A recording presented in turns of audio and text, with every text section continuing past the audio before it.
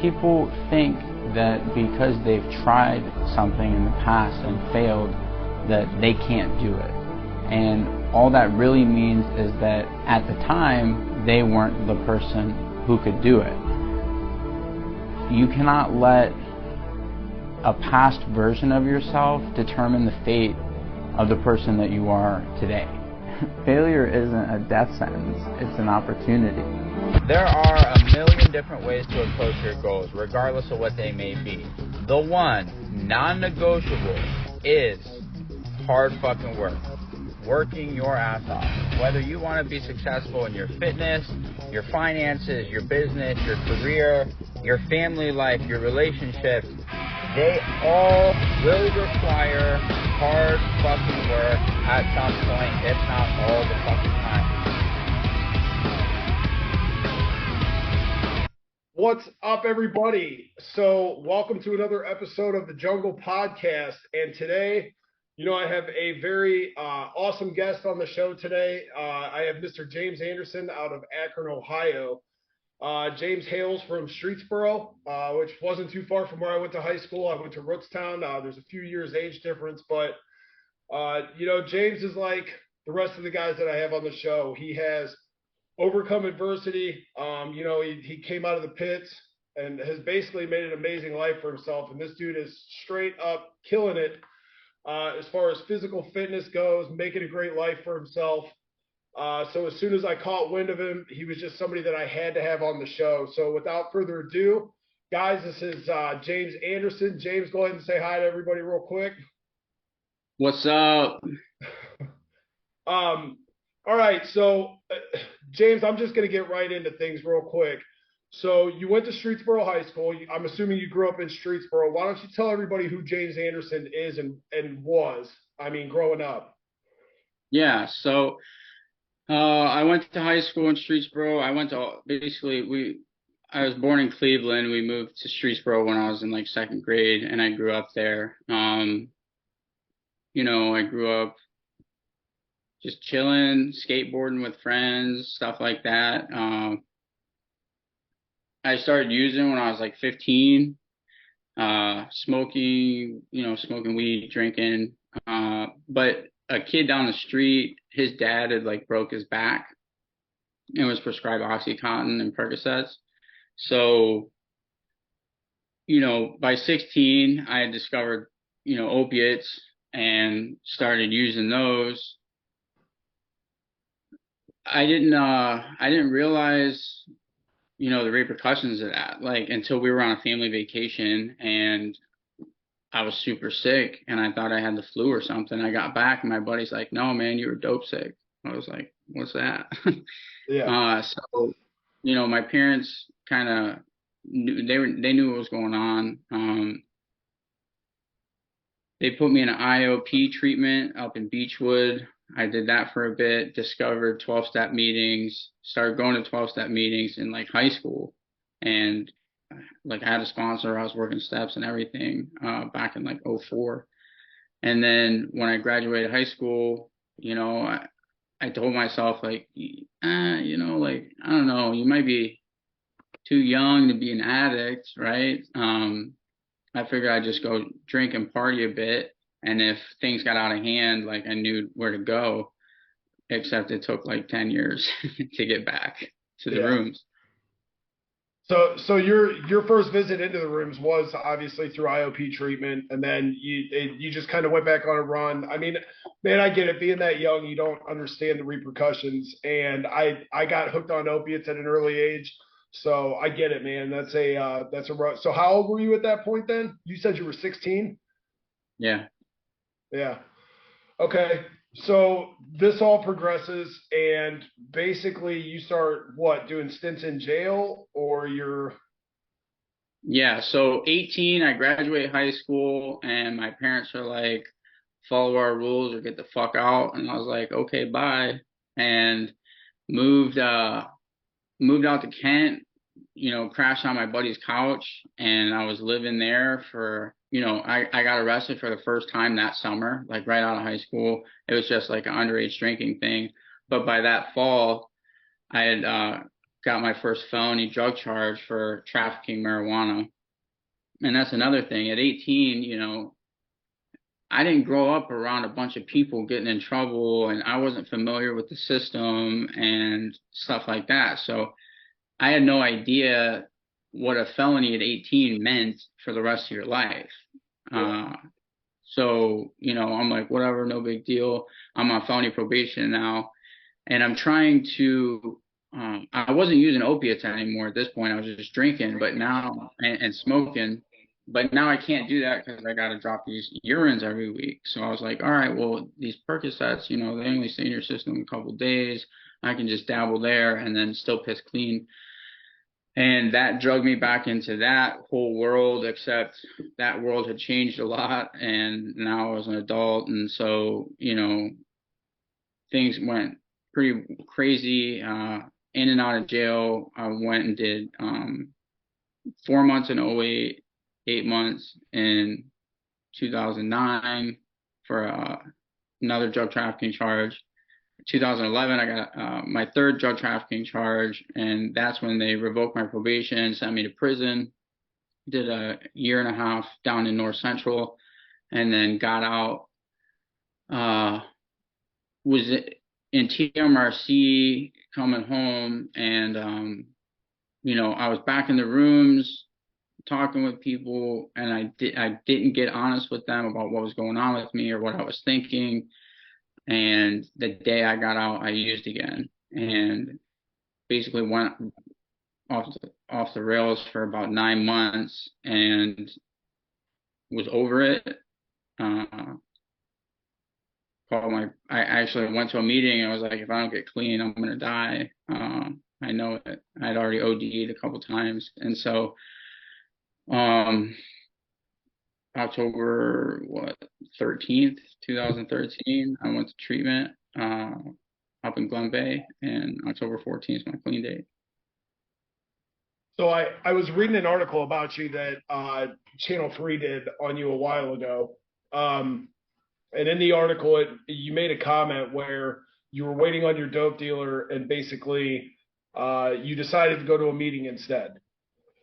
So, Yeah. I mean, at that point, you had something rolling around in your head that shit wasn't right. I mean, at that point, I mean, to me, that indicates you were fed up at that point. Like, you knew you had to make a change. You just didn't know how, where, what, when, you know what I mean?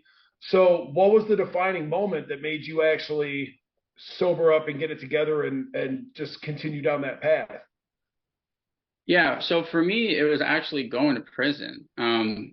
It was the longest that I'd been clean my whole adult life, you know, by force, but I was able to like get healthy in there and, you know, exercise and make decisions about how I was going to spend my day.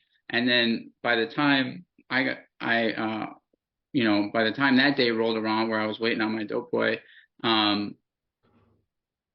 like I had been over it, you know, I had been using against my will for a long time. I didn't want to be living the way that I was living anymore. I had tried to get clean on my own, but I just couldn't do it. And I was sitting there waiting on him, and I'm just like, dude, this is pathetic. Like I just felt like this big, you know, and I felt like I had more freedom in prison than I did on the street as a using addict. Like all the decisions in my day-to-day life were made by the dope. I couldn't make plans to do anything because how am I going to get money? Who's going to answer their phone? Am I going to have to drive to Cleveland? Am I going to be able to cop in Akron? Like everything was about getting money and getting dope. So my life was just consumed with using, and I didn't even want to be doing it. Yeah. And so I was just, I just felt like my life, really that glimpse of what life could look like, not dope sick all the time, kind of sparked the idea that like I wasn't meant to be living my life the way that I was living it. And Dude, oh, go ahead. I'm sorry. Yeah, and so in that moment, I just I felt like something needed to change. Like I was finally ready, like to never have to live that way again. That's awesome. So I want to reel it back because you just said something. You said you basically felt like Prison, it was the same for me in prison. It was, I could function in prison as a healthy, normal individual, and I had never felt that in my adult life. Yeah. When I was in prison, the amount of decisions I got to make on a daily basis, I was capable of making, and it felt good making what few choices that I had to make during the day and being functioning and feeling like I was. And that's so wild to say, but my mom asked me, she's asked me several times what actually, because I went to Lake Erie and I was in Lake Erie when CCA took over, and it was basically drugs nonstop everywhere. It was wild up there when CCA took over, and everything was at my disposal, but I had made that choice once I got there and once I had seen and felt what sobriety looked like, that's the path I wanted. That was kind of like the defining moment. I mean, outside of like not seeing my kids and stuff like that, but I get it, dude. And that's such a wild, it's so wild to think that it takes somebody going to prison for that to actually register upstairs and for it to come to fruition. You know what I mean? So Yeah. I can relate to that 100%. So you go to prison, you went to North Central, you come home. What was reintegration like for you? What did you struggle finding a job? Is that when you decided to go into personal training? Tell me a little bit about your reintegration. Yeah, so I mean, like after I got clean, so I came home, I used a bunch, I was landscaping or something. I got clean, and I started. I mean, I was working at a car wash in the winter because I got clean like that in end of October, so I was working at a car wash in the winter for like $7 an hour, full time, 40 hours a week, and it sucked. And then I got a job waiting tables, actually. Well, actually, I started busing, but this restaurant that I had applied to 9 months earlier when I got out of prison, and I kind of like I lied on my application and said that my work experience, which was legit, was way more current than it was, trying to hide the gap while I was gone. Yeah. And they knew the people and they called me on it, and they're like, "Yeah, dude, we can't hire you." And I'm like, "Well, that makes sense." 9 months later, I'm working at this car wash looking for jobs. Like, dude, this sucks. And they're opening a new store in Kent, and they're doing open applications. So I go out there, I fill out an application. Now I'm in the rooms, I'm practicing honesty. I check the felony box. We'll discuss an interview. I go to hand it in, and the dude turns around, and it's the owner of the restaurant, the dude who I had interviewed with 9 months ago. And I'm like, oh, shit. So he walks me over, we sit down, and a few minutes in, he realizes who I am and remembers me. And he's like, "So what's changed?" And I'm like, "Look, dude, I just got out of rehab. Like, I'm doing this 12-step thing. I really want to change my life around." And we do the interview, and I remember walking out of there feeling like just fucking elevated, dude. Like, it was the first time that I'd been able to just be myself and not have to lie about anything. Like, I just at a job interview, I'm like, "Dude, I was shooting crack and heroin and like a month ago, but I'm trying hard now." And dude called me back for a second interview, gave me the job, man, an opportunity that he didn't have to give me. I worked at that restaurant for 3 years, and in the process, I was reading a lot of books and studying like entrepreneurship and business and marketing and branding and all these things, because I felt like to live the life I wanted to live, it was going to be really hard to do with my felonies. And so I felt like I was just going to kind of start my own thing. And because fitness was such a big part of my life and my recovery at the time, I mean, obviously still today, but everyone's always asking me, hey, asking me about diet and exercise and stuff. So I decided I'd get certified, started that while I was at the restaurant. And 6 months later, I had built a solid enough business to be able to leave the restaurant, go full-time training. And that was the beginning of James Anderson Ambition. Okay. So to go back just a little bit, you made a comment about you came out of that interview and you were elevated because you knew it was the guy that you had just lied to, not too far back, so on and so forth. He caught you. And I preach on this constantly. It's the little victories. And it may not be a victory in your eyes at that moment, but the fact that you could make something out of the fact that you were honest for the first time in your life, not the first time in your life, but like you pulled a victory out of what a lot of other people would have determined to be a loss. You know what I mean? And that's a big thing that I preach on constantly, is because there's a lesson in everything, and you always have to build those. You have those steps, and you have those building blocks, and as long as you're continuing to try and stack that next block on the other, it gives you something to look back down at. So I mean, being honest at that point, that's something, and I get it. You can hang, and you should have been proud of yourself for that, because I was the biggest, I mean, maybe aside from you, the biggest liar on the planet. You know what I mean? I lied about everything, and I was pathological about it. I believed my own bullshit. And so once you get to the point where honesty just becomes a daily practice for you, that's a huge deal, dude. So I'm glad you, at least I'm glad you were able to recognize that and count that as a win. And that's part of the mindset that I think a lot of guys that struggle don't have. It's they would have walked out of that and been like, oh, it was this guy, he's not going to hire me. You know what I mean? I had to be honest about it, and they'd walk out defeated. So that's awesome. I commend you for being able to take that victory where you had it. So you've started this personal training business. I mean, I'm a big workout guy. That was another reason that I was adamant that I was not going to let you off the hook. You had to come on the show, because I love my weights. And so in another interview of yours that I read, you basically said you're not a runner, you're a weight trainer. So you got into personal fitness. And basically it was people asking you nonstop, and I get it. I looked at personal training when I first came home too. Life just didn't take me in that direction. So now that you've been doing the personal training for a minute, I mean, tell me about your business. Tell me about like how that path has like brought you to where you are. And Yeah, so I mean, I started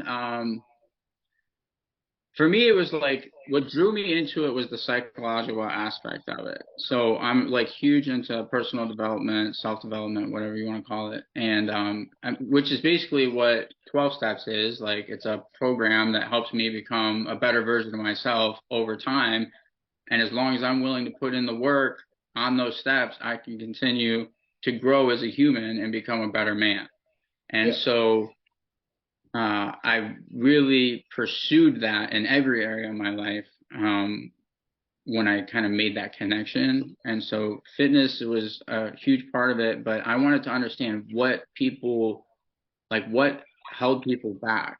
Like, why so many people struggled to get in good physical shape, why so many people struggled with nutrition, the fears that they had, their doubts about themselves, their abilities.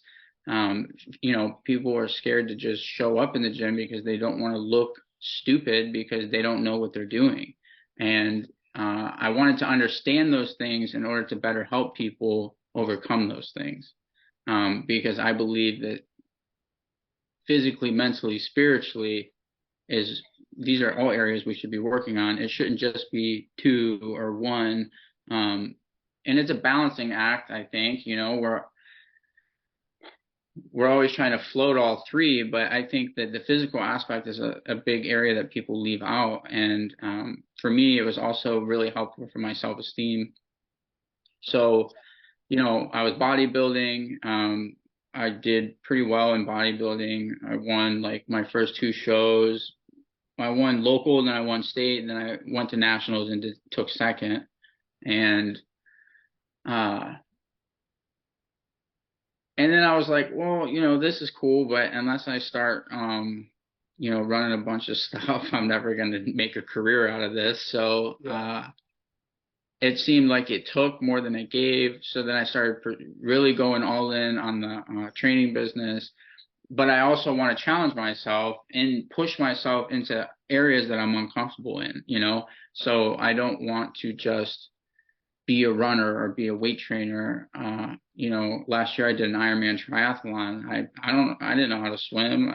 I wasn't ever a cycler. Like I said, if it's really fucking hard, I want to do it. And I want to become the person who can do it. And once I've done it, then it's kind of like, okay, well, what's next? And I kind of just bounce around in these different areas of fitness. Because for me, I believe it's the mindset more than the physical capability. You know, you have to be able to not only believe that this is possible for you, but then you have to show up every day and train this new thing that you're doing that's very different from what you're used to. And, you know, that's really important. So over the years, I've just been doing my own thing while helping people become the best versions of themselves. And, you know, my training business, I've been doing that full time for 7.5 years. It's grown exponentially. I have clients all over the States, online, and then I have all my in-person clients here in Akron. And I just get to help a lot of people. It's been great, and it's led to, you know, all sorts of crazy opportunities. I think you hit the nail on the head with the balancing the psychological, like it's body, mind, spirit. You know what I mean? And a lot of physical trainers get into this profession like, well, I'm just going to tell them to lift these weights over here on this day, eat this over here on that day. A lot of trainers, and I see it at my gym constantly, it's a lot of these trainers don't take time to actually understand what's going on with their clients, what they can do to help build their self-esteem, what they can do. It's the other 33%. You know what I mean? They're just kind of, they're there for the first 66, but once they don't really want to get that entangled with their clients. So to me, it's no wonder. I mean, if you're saying that you cover the back end of that you've done so well for yourself, I mean, that's a big part that I think a lot of trainers leave out. So this is the stuff I want to talk about, because this is why. So you did your Ironman, and you did a half ultra, which is, for those that don't know, that's 50 miles, correct? Yeah. So, I mean, technically an ultra is anything over a marathon. So like a 50K is considered an ultra, but I look at it like basically 50 miles and up is an ultra. So Okay. yeah, for what, I don't know, 7 years, I think maybe. I think it was 7 years I did 50 miles. That's wild, dude. I am 6'6", 300 pounds. There is no way you would ever catch me running. My shins would buckle, dude. Well, that year was COVID. So like in 2016, I climbed, or for 6 years was when I climbed Mount Kilimanjaro the first time, and I didn't make it. I got real sick, and the medical staff were like, "You're done." And then the following year, the following year was Trolltunga in Norway, and then so that was 5 and 6, and then 7. COVID happened. We couldn't travel, which is what I normally did to do stuff. So I was like, well, shit, what am I going to do? And I basically had like a month to figure out what my challenge was going to be that year. And I was like, okay, well, 50 miles, like that seems crazy enough. It's something I can do here during COVID times. And so I had like just over 3 weeks to train to do 50 miles, and I hadn't ran in like over a year. So basically I just gridded through 50 miles. This 100-miler I've actually trained for. So I was down at the shop talking to Kenny this morning, and he told me you're trying to do 100 miles in under 30 hours. I did not have time to look up what 100 miles is typically run in. What's the norm for running 100 miles? So the general cutoff time is 30 hours for a lot of ultras, but there's a lot of different 100-mile races. They have 135-mile races, 240-mile races. So different races have different cutoff times, but generally for a 100-mile race, you have a 30-hour cutoff time. Okay. Or you DNF. So, ideally 30 is the max, right? I have to make it in under 30. I'm hoping to do better than that, but Can you give me a little idea what you're hoping to finish under, or you want to I save mean, that? You want to save it for the 15th? we set it up to where noon. So the event on that Sunday is from 10 to 2. Noon is the 30-hour mark. So we set it up to where I kind of had 2 hours either way. I mean, 10 a.m. is when everything starts. It'd be cool to come in around that time. It'd be even cooler if I'm already done and basically just like posted up down the street waiting for people to show up to the event. Right. So No, man, that's awesome. I'm sitting here and I'm looking at my computer and I'm going down through all of your accolades that you've hit every year. So it amazes me, dude. And what amazes me about it is you are the an epitome is a bad word for it, but you're the epitome. I'm going to use it anyway. The epitome of just hard work and dedication. And you made the decision to change your life, and you've stuck to it, and you continue to challenge yourself. And it's not just challenging yourself. It's every year. I mean, you just said it when you were talking about the triathlon. You want to do something that you've never done that's hard, that you know you're going to struggle with. So that way, and going back on what you said again, it breeds your confidence. It stacks your confidence. I mean, that's always been a huge part of working out for me as well. It's the confidence, it's the overall general sense of yourself, how you feel, how it makes you feel. So I love that it's heels in the dirt every year to try and find something that's harder than what you did the year before. I want to talk about Killimanjaro. So your medical team, like you said, pulled the plug on you going up. And did you say you made it back, or you have not made it back yet? yeah, I did make it back. So last year for 9 years, I summited. Okay. What was that? So, well, I mean, so the first time I went, it was brutal because maybe I was some hubris has played a part in that. I assumed, like, I had looked up some people who had climbed it, and I'm like, oh, it can't be that bad. And it's, one of the 7 summits of the world. It's 19,300 feet. So the altitude is no joke. For people who are listening, and correct me if I'm wrong, it's the 6th largest summit in the world, correct? So every continent has its own highest peak. It is the tallest freestanding mountain in the world. Okay.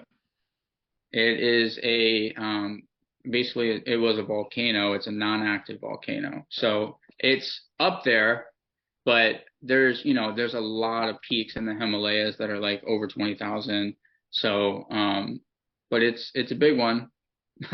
It's no joke. So, you can't, I live in Ohio. We can't train for altitude, right? If I lived in Colorado or something, it would be different. Here, all you can do is get in really good physical shape. And then the first time you experience that level of altitude, it's just a matter of how well your body responds to it, which is partially genetics, and there's all sorts of stuff that goes into it. So the first time I didn't have health insurance, and there's a medicine that a lot of people take that helps your body produce more red blood cells so that you can absorb more oxygen at higher altitudes. And so we didn't have that medication. The other 3 people in the group that were with us did. They all summited. My wife and I did not. So at the summit, I'm like, this is unacceptable. I can't leave something unfinished. Like, I will obsess over it. It has to get done. I'm not a quitter. I have to finish. And so we were supposed to go back 2 years later. COVID happened. That was the year that I did the 50 miles. And so we were able to make it back last year, which was 4 years after the initial climb. And last year, my wife and I both summited. Nice. So, okay. So then so we've talked about the summit. Now tell me about Trolltunga. That's how you say it, right? Yeah, it's so there's this gnarly hike in Norway that uh it's round trip. The day is like a 14-hour day, just like nonstop, like up and down. That one was brutal because I was probably a bit unprepared for it. But basically, you climb this massive hike that takes you to these gnarly, just like rock faces in these fjords in Norway. And there's this one rock called Trolltunga that's means troll's tongue, and it just juts out over, and there's just nothing. Like it's like a 4,000 foot drop or something from, and this rock just, so it's like cliff face, rock comes out, and then 4,000 feet below or something like that. And my wife was like having a heart attack. Like other people had to take the pictures of me on it because I got all the way out to the edge and like hung my feet over the edge. So that was a sweet day. It's so beautiful there. Well, We travel. that's what I was going to ask you is how, I mean, obviously you're working a program. So, I mean, you obviously believe in a higher power. How did just being up there just make you feel like did it just like reaffirm like that there is definitely 100% something out there? You know what I mean? I can't Yeah, imagine being in a situation like that. Like, yeah, I mean, nature, like, I love it. I mean, being in like real nature, not like the metro parks, but like right. the fucking wilderness. Like there's no people. You can connect, I think, with the universe on like a different level. And I think in those moments, especially when doing really hard stuff like a hike or something like that, you're so present. Like you just have to be. It's almost like, I mean, it's painful, but also like meditative because you're so present and the beauty that you're surrounded with is everywhere. And I just feel like super plugged in when I do things like that. And so yeah, so I do a lot of stuff like that. No, that's it's amazing, man. Like I said, I was reading your list of accolades, and I was just like, this guy's a straight badass, dude. Like I can't even, um, it's just, and it's not just one or two things. You've done it for literally the last 10 years. Yeah. So it's my hat's off to you, man. You are the definition of a hardworking motherfucker, and yeah, man, I respect you. I do want to. So you're doing this ultra marathon, and you're set to round it out next weekend, or the 15th. I think that's next weekend, isn't it? Yeah, it's a week from tomorrow. Yeah. So what's your training regimen been like with the ultra marathon? Is it? I mean, is your what's your diet like? What's your training regimen like? Diet is shit, and training regimen is a fuck ton of miles. So we're just So, throwing a fucking Hail Mary. We're throwing a Hail Mary next week. I mean, I eat well, but like race food is basically sugar, right? Yeah. So, I mean, think Yeah. about like sports drinks, the goos, like it's just how much sugar can I get in my body to fuel these miles, right? Yeah. So, I mean, some days I try to eat like good whole meals and stuff, but anytime I'm going, and I run so much recently that like you're, especially on these long runs, you're just eating like fucking lifesaver gummies and like Rice Yeah. Krispie treats, and like because it's like I need the most amount of calories I can get into my blood right now, in the fastest way possible. So, and then the running is I mean, so like the Ironman last year, I started training 4.5 months out from the Ironman. Hadn't ran a half a mile before that, and but like when I set my like sights on something, it's like fucking tunnel Laser vision. Like vision. Yeah. I breathe, I live it, I breathe it. Right? It's already done the moment I decide to do it, and so I came in too early. Like I peaked basically like 3 to 4 weeks out on the Ironman training. I was like already ready to do it. So I wanted to try and avoid that, because it's the balance of like not trying to lose all my gains doing all these crazy endurance things, but also being physically fit and able to do it. So this time I actually started like 3 months out. So, but like I started a 6 month program at the 3 month mark. So like I had nothing. And just like threw myself in the fire, and it was just a lot. It's been a lot. Dude, the thing about endurance training that sucks is it's time consuming. I mean, it takes a long time to run 20, 30 miles Yeah. on a Saturday, and then go do it again on Sunday. And then you got 12-mile runs on Tuesday and Wednesday, and throw that into the middle of like weight training and everything, work and family and meetings. And so it's a time consuming thing, and that's been the hard part of it. Well, I can only imagine.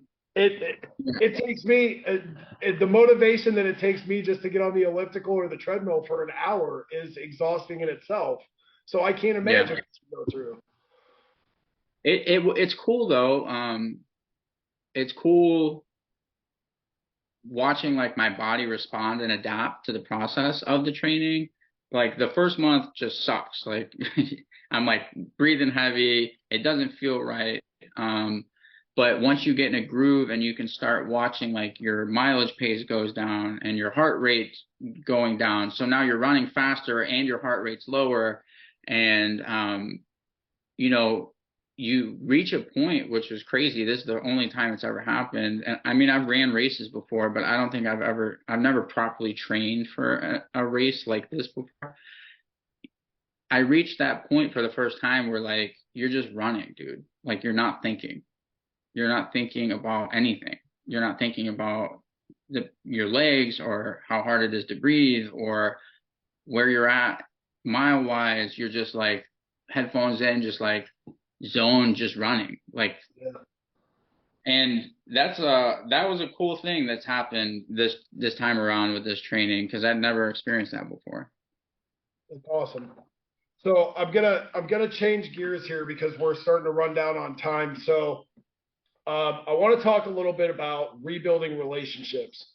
I came across another comment in an article online where you had quoted your mom. It was something about you put your mom through the ringer. Can I read? You don't mind if I read it, do you? No, go ahead. It was just, I put my mom through the ringer. She was at every single court date. She would come and visit me. And then after the Kilimanjaro climb, it says your mom called you and she's like, all the sleepless nights were worth it. I knew you were meant for great things. And even reading, I've read that probably 8 times since I pulled it up. And even reading it just now, I got goosebumps because I hang my hat on my rebuilt relationship with my mother. And to read something like that and see that, I mean, I'm going to just assume you put your mom through the ringer. And that was a very strained relationship by the time you decided to get sober and clean your life up. So tell me a little bit about how you rebuilt that relationship, because I also think that rebuilding relationships are a huge factor in people's continued sobriety and continued success. Yeah. I'm a firm believer in, actions. I think that with my parents, like I put them like through a lot. My mom was always there, she always supported me. Like I said, every court date she showed up. When I got clean, I think a lot of people get clean and they feel pretty fucking entitled about how their family should feel about them. And you didn't earn shit, you got to earn that trust back. You have to build that relationship. You have to show them with your actions who you are now, because all they know is who you've been for the last however many years. And personally, I was a piece of shit. I was not a good son. So when I got clean, I decided I was going to be a good son. And I did my best to live a life that reflected that. And so, it started with simple stuff like Mother's Day, like getting her flowers and taking her out to eat. On her birthday, getting her flowers, taking her out to eat. But really rebuilding the relationship was me just being like a good person and someone that she could be proud of and didn't have to worry about anymore, and didn't have to, someone she could trust with the keys to their house again and stuff like that, So just the only way that I can say it to rebuild is to like work on yourself, and become a good, like the best version of yourself, become a lovable son or daughter or husband or whatever. And usually organically those things will kind of like rebuild themselves. Yeah, man. It's looking back on who I was, and it's a common issue, obviously, with all addicts. You just burn every bridge without any remorse. And then there's a lot of people on the other side of that, a lot of family members who aren't even willing to like extend that arm even after years of sobriety or after years of. So anytime, it's funny because when my wife and I met, she used the example because she's got her master's degree, checks all the boxes on paper, never been in trouble, like has no business dating a guy like me, plain and simple. Dude, my wife is the same way. Right. So literal same. But she always told me when we met, because this was a big issue in our relationship, I would always say, I don't understand what you see in me. And she would always revert back, because I had a lot of unhealed shit that took me the last 10 years to work through as well. So it's been 10 years of progress. And she always reverted back to the fact of, you were able to mend the relationship with your mother, which tells me you're not really a piece of shit. And I'm not saying that like guys that can't mend relationships are, you know what I mean? But that was her way of saying. So anytime that I came across this comment, and like I said, I read it 8 times, and even the 9th time reading it just now, I still got goosebumps because it speaks to your character. I mean, to me, it does. You know what I mean? You may have been bad off to a point of what everybody thought was no return. My mom used to tell me she would lay awake at night waiting to get that phone call. Hey, we need you to come ID your son. So you may have been to that point, but the fact that she loves you, speaks to you now, I mean, that speaks volumes. So I had to touch on it because my mom listens to this every time. My mom's my number 1 fan, bro, but and I'm okay with it. Yeah. So okay, so you've rebuilt relationships. We're rounding out we're at about 2:15. I'm gonna be super respectful of your time. Tell me and I ask everybody this is kind of one of the last questions. What's your definition of success? How do you gauge success? How do you view success? What is your definition of success? For me, I think it moves, my definition of success is, can I go to sleep tonight knowing that if I don't wake up, I did everything I could? And really, it's that simple for me. Like I try to give every single day everything I have. And if I feel, which I do today, there's been moments, but for the most part, I feel that I've done the best that I can to this point, then that's success, man. I mean, you have ideas of where you think you should be or how long things should take or how long things might take, but it's never fucking real. It never works out the way you thought it was going to. So I do the best I can, and I really try to push myself to grow, and I try to look back on the year and make sure that I'm a better man this year than I was last year. And for me, that's success. Yeah, I agree with that wholeheartedly. And I ask that I mean, obviously, the people that I want listening to this aren't obviously the people that probably will listen to it, but I ask that because, you know, I've run into too many guys too many times who are like, I don't have a Bentley in the driveway, and I don't have a 10,000 square foot house, and I don't have $200,000 in the bank, and I'm like, that doesn't mean shit. Most of those dudes that have that are probably miserable in their day to day lives. I don't know for sure, but I'm very happy in my 2,000 square foot house with my two pickup trucks and my dogs and my wife. You know what I mean? And I go to bed at the end of every night and I can lay my head on my pillow, and my wife gets super pissed because I'm out like a light as soon as I put my head on that pillow. But for years, I was never able to do that. I would lay awake at night because U.S. Marshals are looking for me, or you know, I ripped somebody off that day, or I'm beating myself up over the shit that I did the last week. You know what I mean? And so I get where you're saying, and I agree with you wholeheartedly because my definition of success is very similar to yours. It's I want to be able to lay my head on my pillow, and if I pass in my sleep, I know that I was at least trying my best. You know what I mean? I was doing the next best thing. I was trying my hardest. Um, so, what advice would you give anybody maybe coming out of prison, anybody fresh out in their first day, week, month sobriety? Um, Anybody just out there struggling, even I know there's quite a few people that I mean have never been to prison and just struggle with depression day-to-day life out there that listen to the show. So what advice would you give somebody struggling? I mean, I think that I guess my advice would be get the help that you need, right?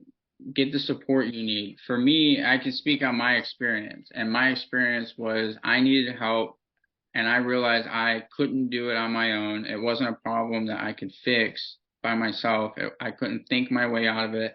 The solution was to reach out and get the help that I needed to get started and then continue down that process and that path, focusing on making myself better, healthier, and overcoming that struggle. Early on, it's substances, right? It's drugs, it's alcohol and stuff like that. But I mean, down the road, it's not the substances anymore. Once you put some time under your belt, it's the thinking, right? It's Yeah. because I can get myself in all sorts of fucking trouble without using drugs and alcohol, right? Right. So it's it's working a good program, working steps, reaching out, staying well connected with support groups, staying well connected with people who call you on your shit, and make sure that you're not, getting closer to the edge, making sure you're kind of near the center, Yeah. because all the things that we just talked about, all the things that I have today, which is fucking great life, I have it because I got the help that I needed, and I continue to rely on those tools that were given to me and work a program. Without that, I wouldn't have any of this shit, and I could burn it down just as fast way faster than I built it, Yeah. So I think it's realizing that if whether it's mental health, there's mental health professionals, with addiction stuff, there's services for addiction. There's 12-step meetings. There are plenty of people out there who can help you with your situation and overcoming what's going on. But for years, I convinced myself that I could do it on my own. I could do it on my own. And I couldn't. It wasn't until I actually reached out and got the help I needed that anything changed. Yeah. I agree wholeheartedly with every bit of that. It's a big part of it too is like you said, there will come a point where the drugs and the substances are no longer the issue. It becomes a this issue, or it becomes a heart issue, or it becomes a think. You know what I mean? And if the drugs and getting off the drugs, to me, after 10 years, that was the easier part out of dealing with the trauma and the illogical thinking and the irrational thinking and the like the weird thoughts and stuff like that. It's because you have to retrain your whole self. And Yeah, but that's that the beauty, right? yeah. That's also the beauty of it is that Oh yeah. we're equipped with a set of tools to be able to reprogram how we think and view the Yeah. world. And then that continues to manifest itself in our lives for as long as we're willing to do the work, you know? I mean, we had developed like a bad operating system and you know, rebuilding that is not an easy task. It's not easy to look at yourself and look at that fucked up shit you did and look at who you are today and look at the nasty shit that you're still thinking and all that stuff and do the work to fix that stuff. But you know, there's the honesty part again. Honesty, being honest with yourself, you know, looking at, okay, like how could I this still bothers me, this still lingers, how can I work through this, how can I address this so that it's not, you know, ever present. I feel like being in recovery is like a game of whack-a-mole, like something's always popping up, and I address it and the volume goes down on that thing, but the volume's turning up on something else. And so I'm just, you know, doing the best I can to address what I can when I can. No, man, all that was awesome. And you're absolutely right. It's and and the wild part is when you're using substances, that numbs it all. So you're obviously not actively working on it. You're not, you know what I mean? But it's the real work comes in after you take the substances out of the equation. So um well, James, I'm going to wrap this because I know I'm pushing a little bit over on what we agreed on, and I just want to say a few things real quick.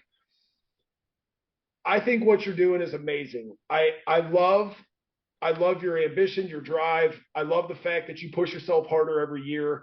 That's you are you are what somebody in recovery should strive for. You know, you've reestablished relationships. You push your body to the next level. You started your own business. Um, it's but I also want everybody to know and everybody to understand it takes hard work. I saw your video on Facebook earlier today. I think it was from a few days ago, and you're like, you have to fucking put in the work.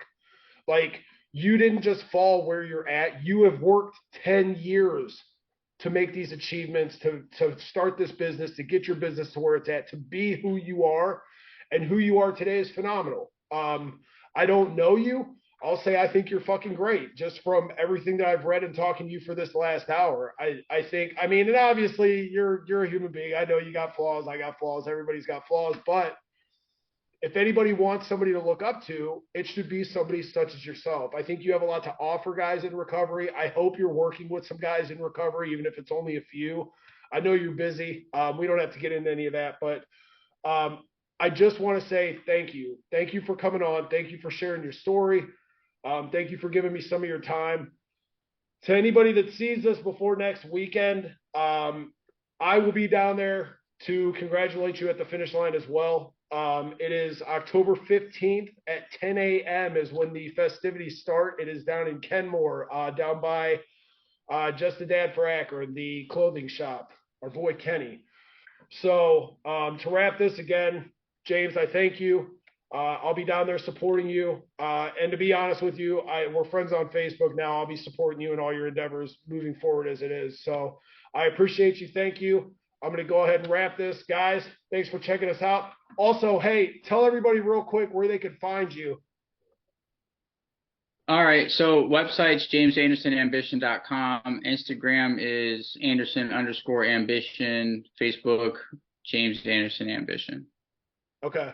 My son does my web design, so he's going to put together a plugs section. He's in the middle of doing it now. I'll put all your links and info for personal training. I'll put all your stuff up there as soon as it comes, as soon as he gets that running. So Awesome, thank you.